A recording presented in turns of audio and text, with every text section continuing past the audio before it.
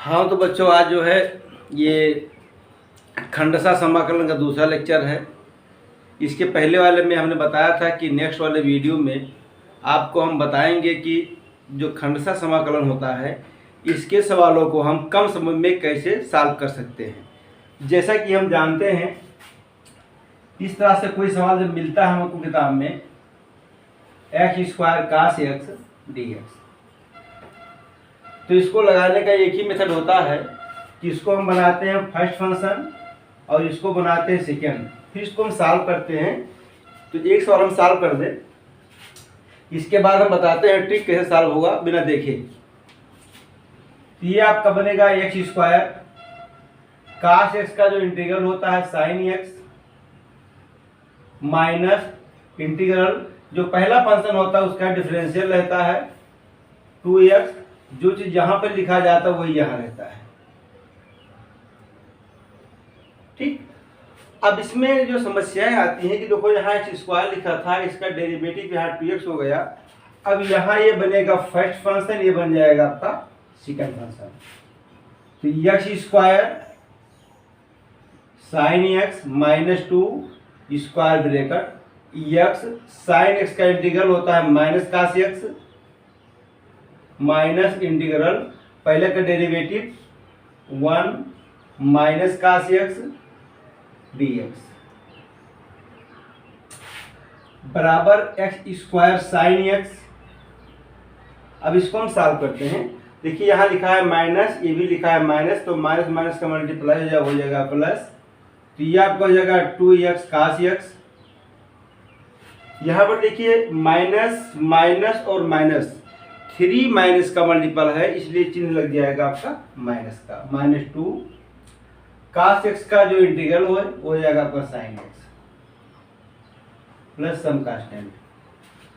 तो इस तरह से देखा जाए कि x² लिखा हुआ था तो इतना समय हमको लगा इसको सॉल्व करने में।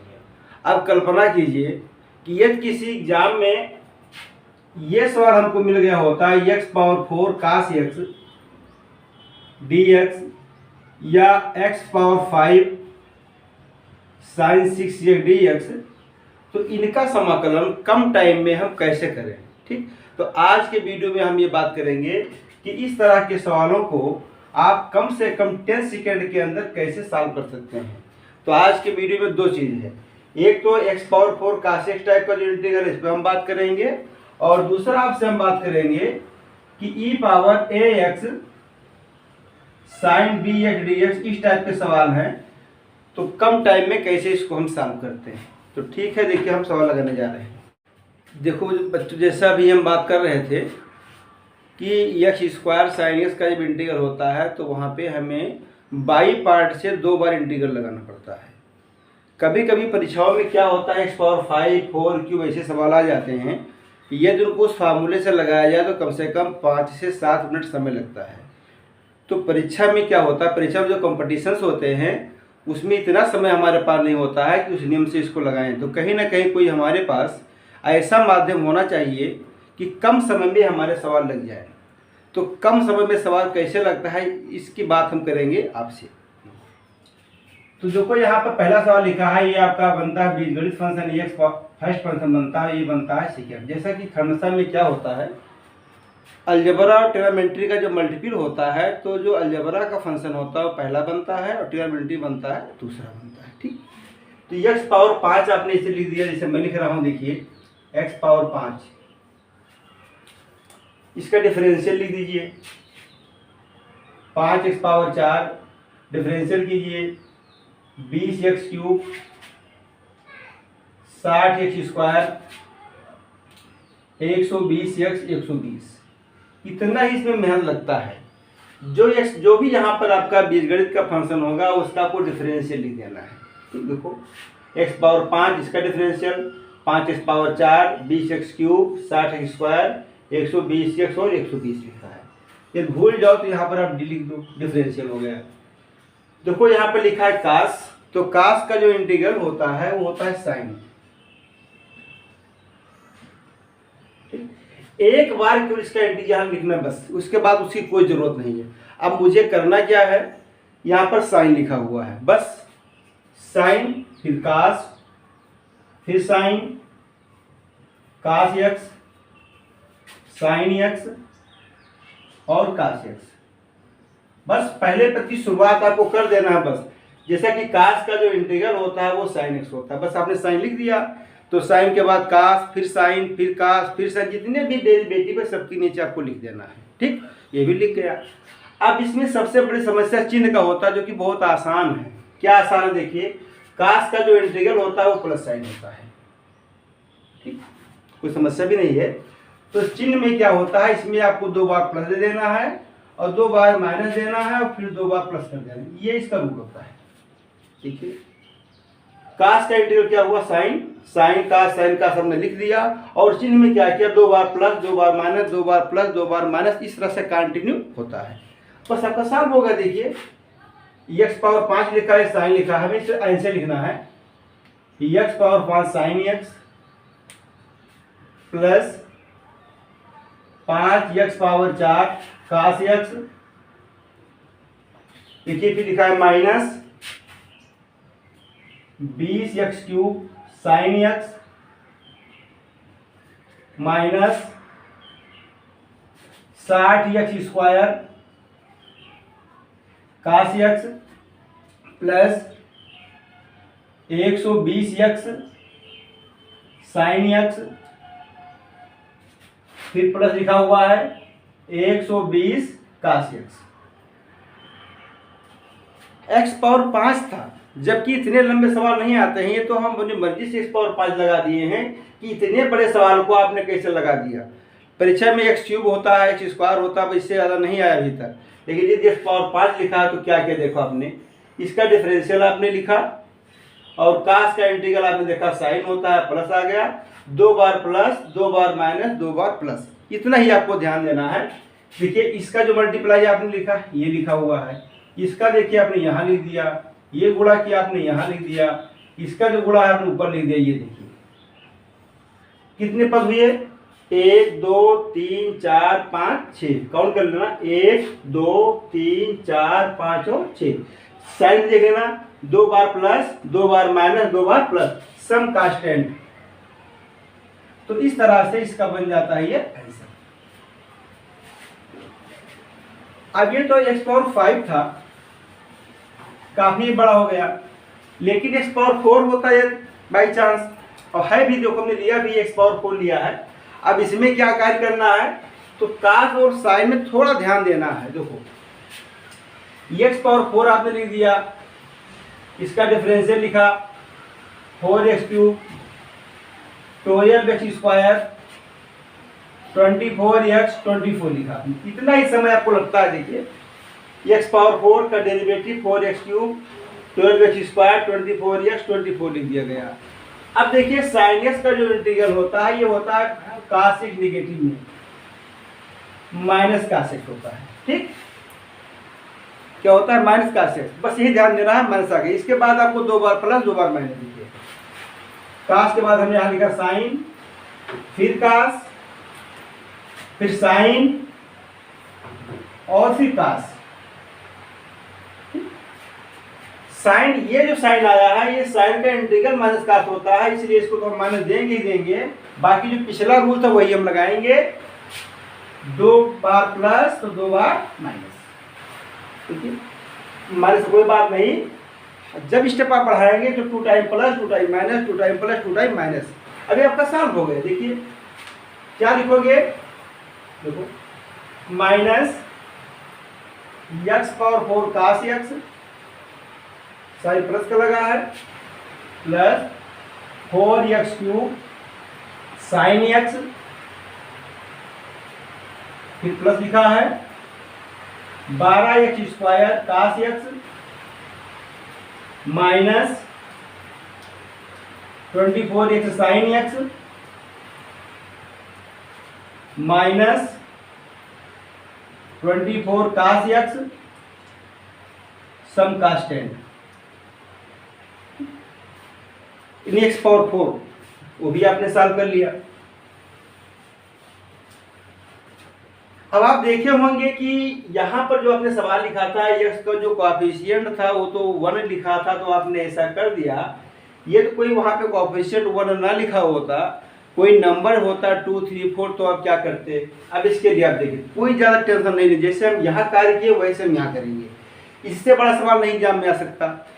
जो भी आता है अक्सर वही x3 x² इस टाइप के सवाल आते हैं जो देख करके हो जाएगा आपका। अब देखिए x3 लिखा है, इसका डेरिवेटिव आपने x³ लिख दिया, फिर 3x², 6x और 6, कितना इजी बताओ, केवल आपने डिफरेंशियल लिखा। उसके बाद देखो sin 2x लिखा है, तो sin 2x का जो इंटीग्रल होता है माइनस cos 2x होता है, माइनस cos 2x/2 होता है, उसको आपको नहीं लिखना है क्योंकि मैंने आपको बताया कि sin का लिखना है। कोएफिशिएंट का उससे कोई मतलब नहीं, बस ये ध्यान देना है कि sin 2x का जो इंटीग्रल होता है माइनस cos 2x/2 होता है, 2 नहीं लिखना है, माइनस cos 2x। इसके बाद आपको लिखना है sin 2x, फिर cos 2x और फिर sin 2x, ये कार्य करना है। cos 2x cos के बाद sin फिर cos sin कंटिन्यूअसली लिख देना है। बस sin देखिए चूंकि मासूम का उसी को मतलब नहीं है, हम यहाँ से अपना sin ले लेंगे, 2 बार हम प्लस लेते हैं, 2 बार लेते हैं माइनस, लेकिन आगे टर्म नहीं है तो कोई बात नहीं, ये आपका रिजल्ट हो गया। देखिए minus x³ cos 2x plus 3x² sin 2x plus 6x cos 2x plus 6 sin 2x plus cos 2x। अब आप देखेंगे कि तो y2 आपने क्यों नहीं लिखा, जबकि नियम होता है कि sin 2x का जो कोएफिशिएंट होता है वो माइनस cos 2x/2 होता है। आपने 2 यहाँ क्यों छोड़ दिया, हाँ हमने 2 छोड़ा है क्योंकि 2 इसलिए छोड़ा है कि 2 के लिए आपका नियम देखिए, यहाँ से लिखने के बाद 2 तो लिखा था, तो बस थोड़ा सा कार्य करना है, यहाँ by2 कर देना है, यहाँ 2 का स्क्वायर लगा देना है, यहाँ 2 का क्यूब कर देना है, यहाँ पे 2 का पावर 4 लिख देना है, ये आपका बन जाएगा आंसर।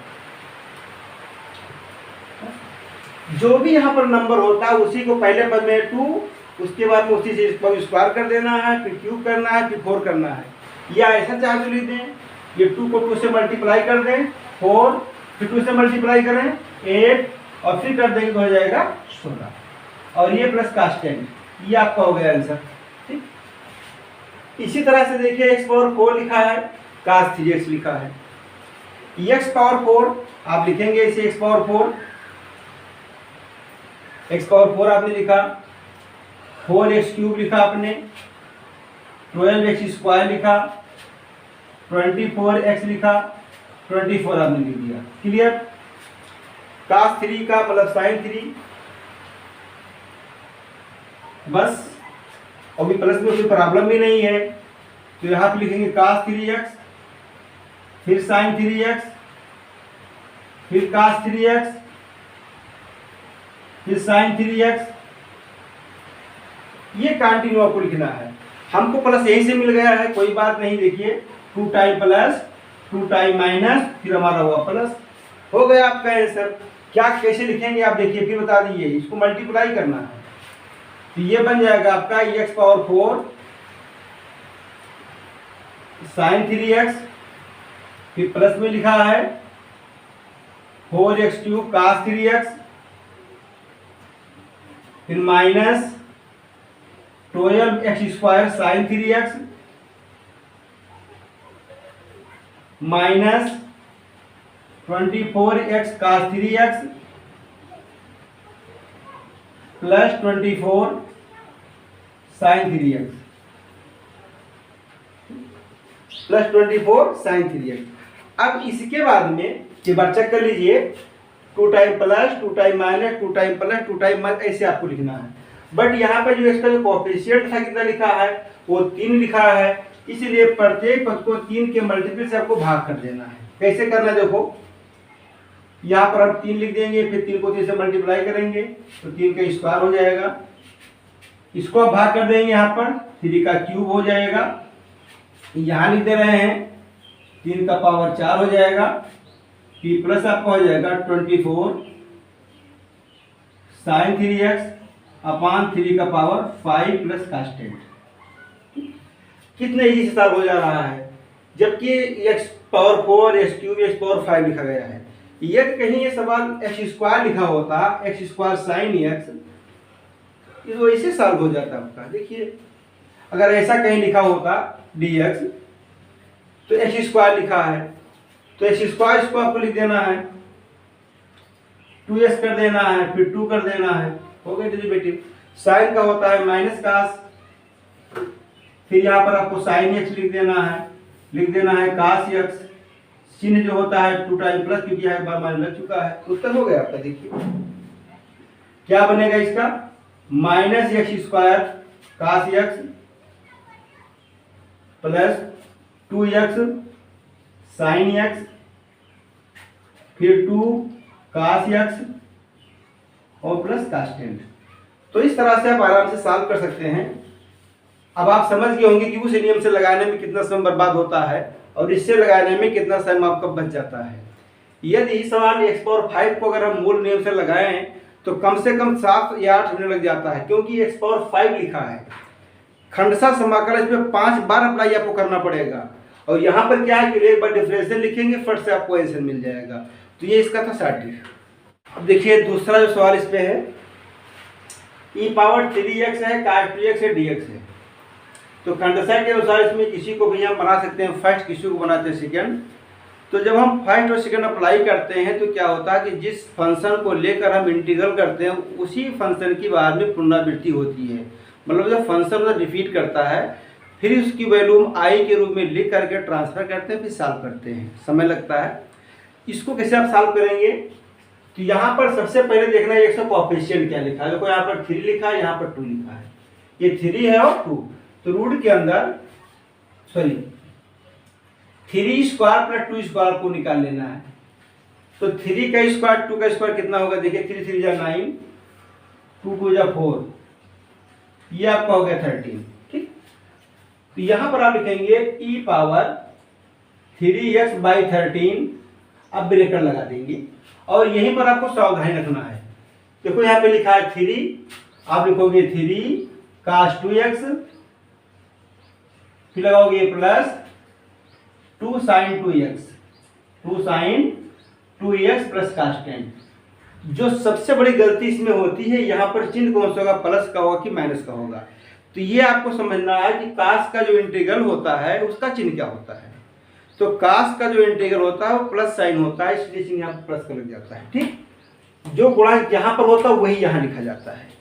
यहाँ 2 है तो यहाँ 2 लिखेंगे, यहाँ 3 है तो यहाँ 3 लिखेंगे, और यहाँ पे जो कोएफिशिएंट होता है, जो e का पावर होता है, वो कोएफिशिएंट यहाँ पर आ जाता है। ठीक, अब इसमें आप देखिए यहाँ पे 4 लिखा है, यहाँ पर 3 लिखा है, तो 4 का स्क्वायर 16 हो जाएगा, 3 का स्क्वायर 9 हो जाएगा, तो ये हो जाएगा 25।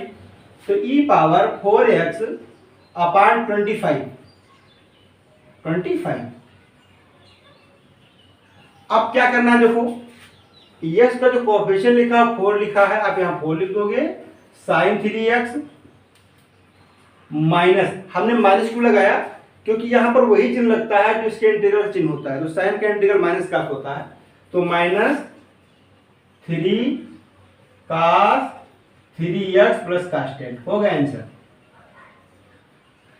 अब इसमें आप देखिए हमने कहा यहाँ पर कौन सा नंबर आता है जिसका कोएफिशिएंट होता है, तो -2 का होल स्क्वायर, ये भी आपका 4 हो जाएगा, 3 3 जा 9 हो जाएगा, तो ये आपका हो जाएगा 13। तो e पावर -2x बाई 13। ठीक, सावधानी रखिए थोड़ा सा, यहाँ पर x का जो कोएफिशिएंट है -2 लिखा है, तो आप लिख दोगे -2 cos 3x, इसमें कोई परिवर्तन नहीं। cos का जो डेरिवेटिव होता है वो प्लस साइन होता है, तो चिन्ह यहाँ प्लस लग जाएगा, और क्या लिखेंगे आप 3 sin 3x प्लस कास्टेंट। यहां पर देखिए यहाँ पे 2 लिखा है, यहाँ भी 2 लिखा है, 2 2 जा 4, तो 4 प्लस 4 8 हो जाता है। तो यहां पर लिखेंगे आप e का पावर -2x बाई 8, ब्रैकेट लगा देंगे। x का कोएफिशिएंट कितना लिखा है, -2, तो यहाँ -2 लिख देना है sin 2x, बट साइन का जो इंटीग्रल होता है वो निगेटिव में होता है, तो -2 cos 2x प्लस सम cos 10। यहाँ पर 2 कॉमन है, 2 कॉमन ले सकते हैं आप, तो 2 कॉमन लेंगे तो 8 से कैंसिल हो जाएगा, तो -e⁻−2x by 4 sin 2x plus cos 2x plus cos 10, ये आपका बन जाता है आंसर। इस फार्मूले की हम बात करें, इसका फार्मूला क्या है, तो ये फार्मूला आपके बुक में भी लिखा है, प्रैक्टिस की खाली जरूरत होती है। e का पावर ax sin bx, इसका सीक्रेट फार्मूला है, ये बराबर होता है e का पावर ax अपान a² प्लस b², ब्रैकेट देखिए a लिखा है तो a sin bx, a sin bx, sine का जो इंटीग्रल होता है माइनस cos होता है, तो -b cos bx some constant. इसी तरह से e power x cos bx होता है, तो ये cos bx हो जाता है प्लस ये sin x हो जाता है, जैसा मतलब यहाँ पर लिखा हो उसको हम लिख देते हैं। तो इस तरह से आपने देखा कि इस तरह के सवालों को परीक्षा में कम समय में हम कैसे लगाते हैं। थोड़ा समय लेकर एक बार हम रिपीट करवा दे रहे हैं। देखिए e पावर 3x लिखा है, cos 2x लिखा है, तो क्या करना है, x का जो यहाँ गुणांक लिखा है उसी को इसके साथ लिख देना, पहला पद आपका हो गया।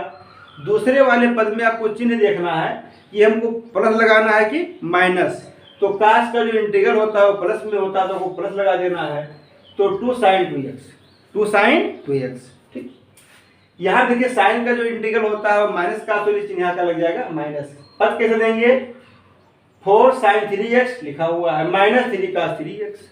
यहाँ पर ध्यान दें जो दूसरा वाला पद होता है x का जो गुणांक होता है वही यहाँ पर रहता है। देखिए यहाँ 2 लिखा तो यहाँ 2 लिखा है, 3 लिखा है तो यहाँ 3 है, यहाँ 3 है तो यहाँ 3 है, 2 है तो 2 लिखा है, ठीक। तो वास्तव में जो x का जो कोएफिशिएंट उसी को हम लिख देते हैं। अब एक सवाल हम और लिख दे रहे हैं, देखिए